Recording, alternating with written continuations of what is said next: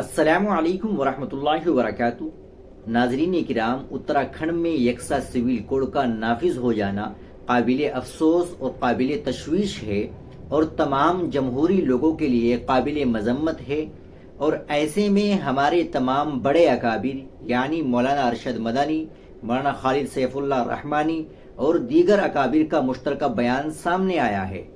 آل India Muslim personal لا board اور مسلمانوں کی تمام دینی و ملی جماعتوں نے اتراکھنڈ میں یونیفارم سول کوڈ کے نفاذ کو انتہائی افسوسناک اور ملک کے لیے بدبختانہ قرار دیا ہے۔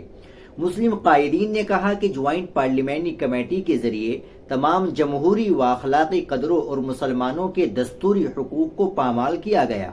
کروڑوں کی تعداد میں دی گئی ان کی آراء، ان کے جذبات و احساسات کو نظر انداز کر کے نیز اپوزیشن ممبران کی تجاویز کو مسترد کر کے بل کی منظوری کی سفارش انتہائی نامعقول، غیر جمہوری اور مسلمانوں کے حقوق پر دست درازی ہے۔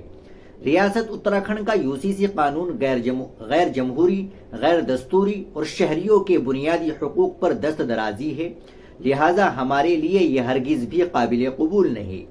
ملک کا دستور مسلمان سمیت تمام شہریوں کو اپنا مذہبی عقیدہ رکھنے، مذہبی تعلیمات پر عمل کرنے کی آزادی دیتا ہے۔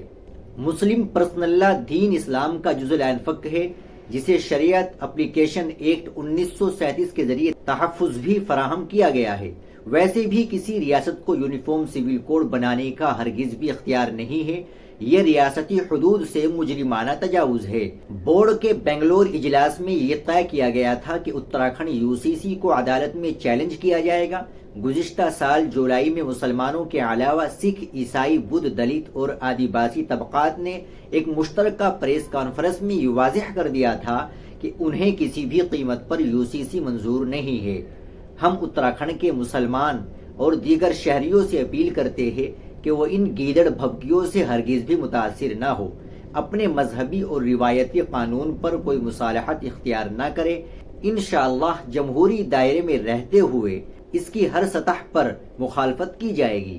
ناظرین کرام، یہ مشترکہ علماء کا بیان تھا۔ آپ اس بیان کے متعلق کیا کہنا چاہیں گے کمنٹ باکس میں ضرور بتائیں۔ ویڈیو کو لائک اور شیئر ضرور کریں، چینل کو بھی سبسکرائب کر لیں۔ ملتے ہیں انشاءاللہ اگلی ویڈیو کے ساتھ۔ السلام علیکم ورحمۃ اللہ وبرکاتہ۔